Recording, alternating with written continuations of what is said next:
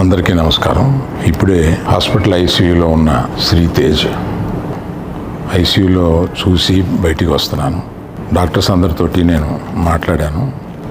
అబ్బాయి రోజు రోజుకి రికవర్ అవుతున్నారు. లాస్ట్ 14 డేస్లోనూ పర్టికులర్ లాస్ట్ 10 డేస్లో రికవరీ కనపడుతుంది.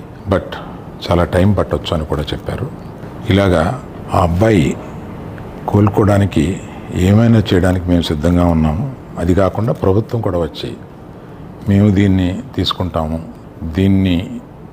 ఈ అబ్బాయిని సంపూర్ణ ఆరోగ్యంతో చూడడానికి ప్రభుత్వం కూడా ముందు రావడం చాలా అభినందనీయం. చాలామంది అభిమానులు కానీ, బంధువులు కానీ, మిత్రులు కానీ అల్లు అర్జున్ ఎందుకు హాస్పిటల్కి వెళ్ళలేదు అని అడుగుతున్నారు. దానికి కారణం చెప్తాను.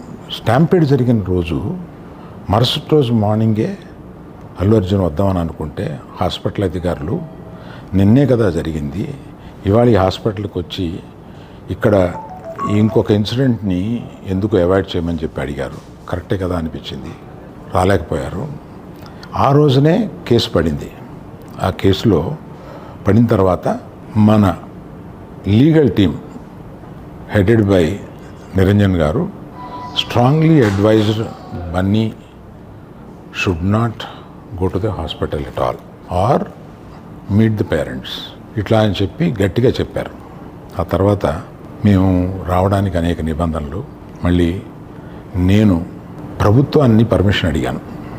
నేనన్నా కనీసం వెళ్ళి చూస్తే బాగుంటుంది అని. ఎందుకంటే ఓ రోజు బన్నీ బాధపడుతూ నేను చూడలేకపోయాను, నువ్వన్నా వెళ్ళి చూసిరా డాడీ అని అడిగాడు. నేను ప్రభుత్వాన్ని అడిగితే వారు పర్మిషన్ ఇచ్చారు.